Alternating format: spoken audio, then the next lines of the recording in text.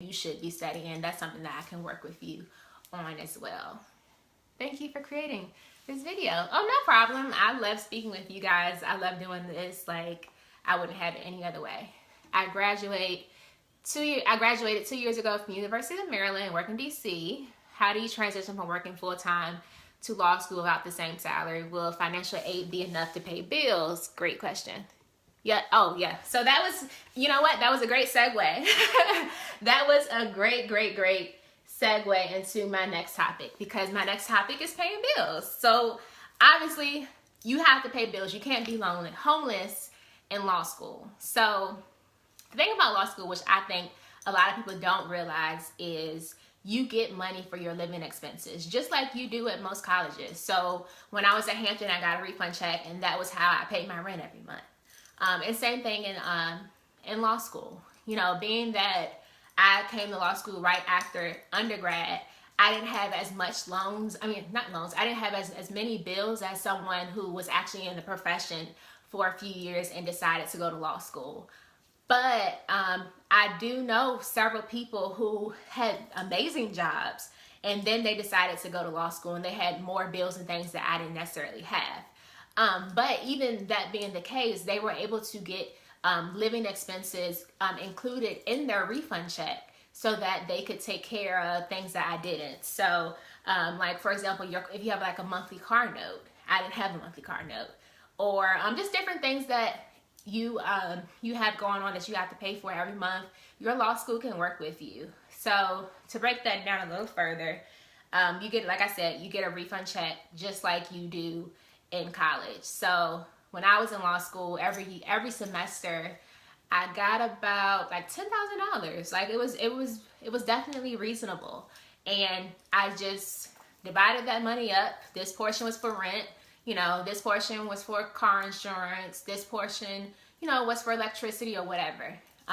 But being that the apartment that I chose to live in was a little bit more than what they budgeted for the rent, I had to go to my law school and say, hey, I see that you guys only budgeted $670 for monthly rent, but my rent is $780. And what they did was they got me another refund check to pay the difference. So I say all that to say that there's plenty of ways to still pay your bills in law school.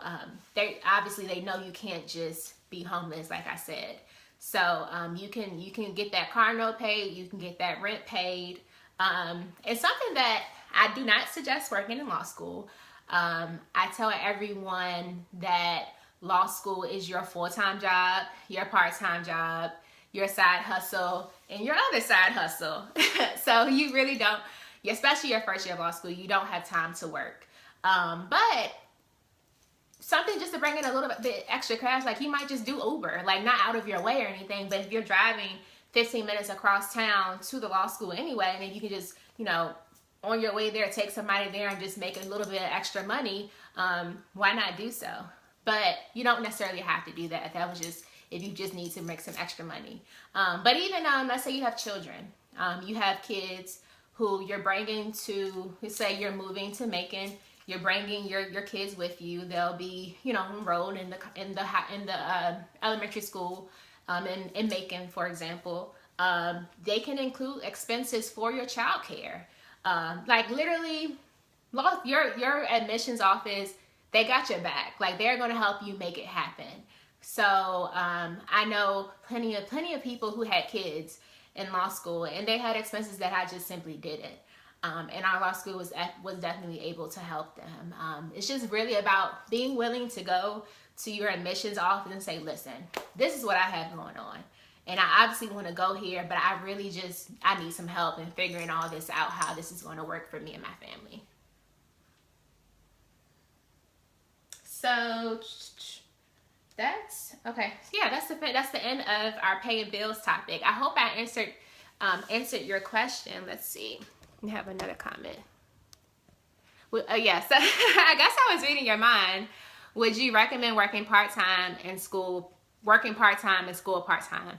The cost of living in the DMV is so high, maybe I should consider going to school in a different area. Well, the thing is, Michelle, I hope I said that. I hope I said that, right. So if you go to school in DC, they're going to base your refund check off of the cost of living there. So I was in Macon, Georgia. Cost of living is really, really cheap. But if you're in DC, they're going to base it off your refund check off of the cost of living. So what's DC's like for a 1-bedroom? Like in a nice area, it might be like, I don't know, $2,000 a month. So they would budget for that. It's not just $10,000. It really just depends on the area that you're living in. But if you want to, there are several schools that have part-time programs. It's still going to be really challenging if you're working part-time and going to school part-time. But I do know, like for example, Atlanta's John Marshall University, they have a lot of students who are part-time that also work. So that's definitely an option. Oh yeah, okay, cool, yeah. $1,250 to $1,500, yeah, that's exactly what they would base it off. Yeah, okay, Gary, I'm happy I answered your question. So the next thing, and we're just about done, and I'll open the floor up to 2 more questions if you have them, is speaking with your family and friends before you start law school. This journey that you're about to go on is a roller coaster ride. Like, you know, some days you're like, wait, and other days you're just staring down, like, you know, just scared as ever. But in the midst of that process, it's a roller coaster ride. So in the end, you look back and you're just like, that was the best experience ever. But going through this process, there's going to be a lot of moments where you aren't able to attend certain family events, or you aren't able to go to your friend's birthday dinner, or whatever it may be.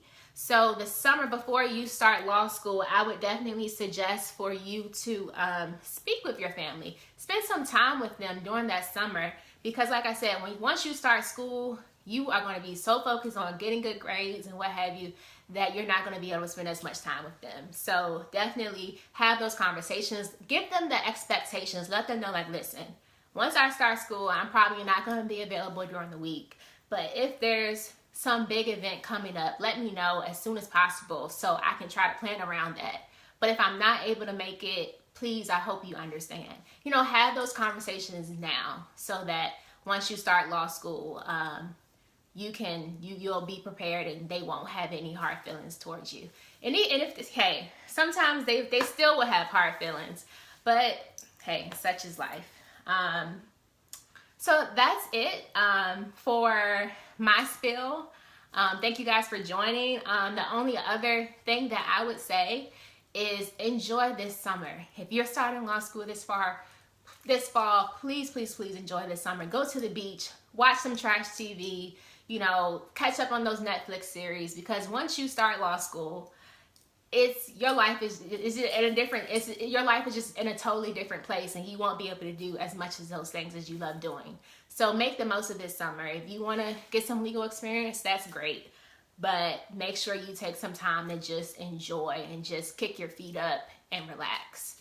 Let's see. How do you balance time between school and your spouse/children? Great question. So when I was in law school, I wasn't married yet, but we were dating, and it was one of those things where he understood. I made it very clear, you know, this has been my dream my whole life, and I can't mess this up. And to that end, he understood, you know, me not being able to talk during the day, or, you know, only having time first thing in the morning, or only having time late at night. He was very understanding, and it worked out for us. But I also made it very clear, listen, law school is first, and if that's an issue, then this might not work out. So, but if you're already married, obviously you don't want to tell your husband that. But it's just really about having those conversations and seeing how you guys can work together to achieve your goal of becoming an attorney. Because in the long run, this is going to be beneficial to everyone, not just you. It's going to help your family as well. And the same thing with your children. I would say the best thing is to plan ahead. Figure out who can help you with your children while you're in law school. And just little things like, you know, if you're in the library studying, maybe your husband can do the homework at night with them and do dinner. Or your mom or someone. Maybe go to law school in an area where your family is close by, just so they can fill in on some days that you aren't able to. But at certain schools, I can only speak for mine. I went to Mercer, and several of our classmates had children. And there was a few occasions where they had to bring their kids to class because babysitter got sick or whatever. And that was totally fine. They would just bring them in and everyone would be looking at them and waving at them, and they would have their little coloring book or, you know, their headphones and the tablet or whatever. So there's ways to make it all work. It's just figuring it all out. So yeah. And as your law school coach, those are all things that I would try to help you figure out before you start law school.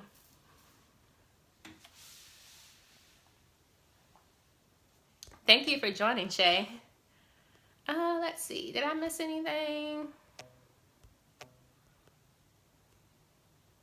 The hardest part of my LSAT, hands down, was the logic games. Those logic games are just ridiculous, and I don't understand how they have anything to do with law school.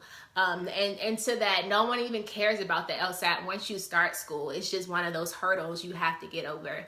But those logic games were just, that's just not my thing at all. So that was definitely the hardest part of the LSAT for me. Let's see what else. I think I got it all. Are there any more questions or anything else we can talk about? I'll just stay on here for a few more minutes. If you're about to hop off, please share this video before you go, and follow the Jas Talks Law Facebook page. We're on Instagram, we're on Twitter, we're on YouTube, and every Monday I send out weekly emails with so much information that I don't always put on social media. So definitely hit the sign up button on our Facebook page, and feel free to contact me if you would love to have me as your law school coach. I would love to take this journey with you.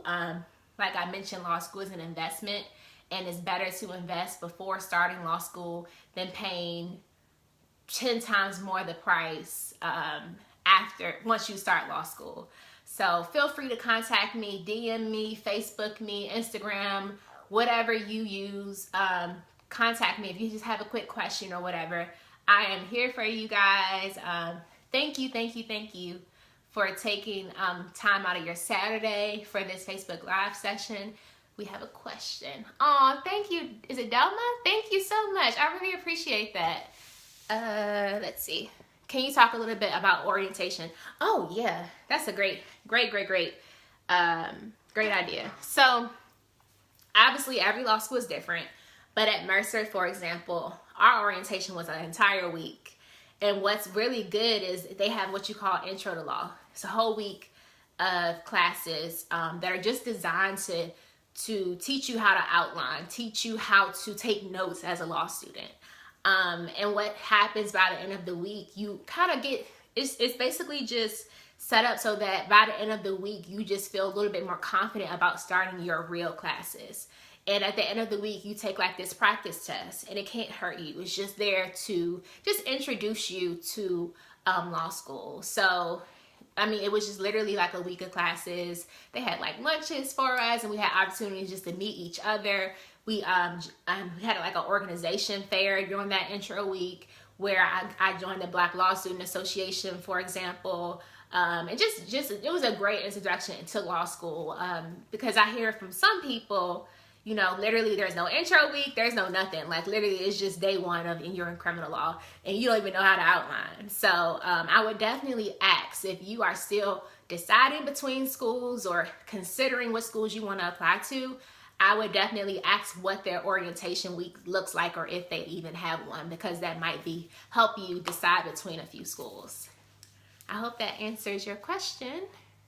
Oh, no problem, Crystal. No problem at all. Like I said, Jas Talks Law is something I think about like all the time. Helping you guys get into law school is what I've been born to do. Oh, no problem, Shay. Yeah, if you have any more questions, feel free to message me. You can send me an email, jastalkslaw@outlook.com. And I hope to see you guys on the next Facebook Live session, which will, you'll find out about that as soon as you subscribe to our weekly emails by clicking sign up on our Facebook page. Oh, no problem, Candace. Well, you guys have a good one. I'm going to sign off now. And hopefully we'll talk soon. Have a good one.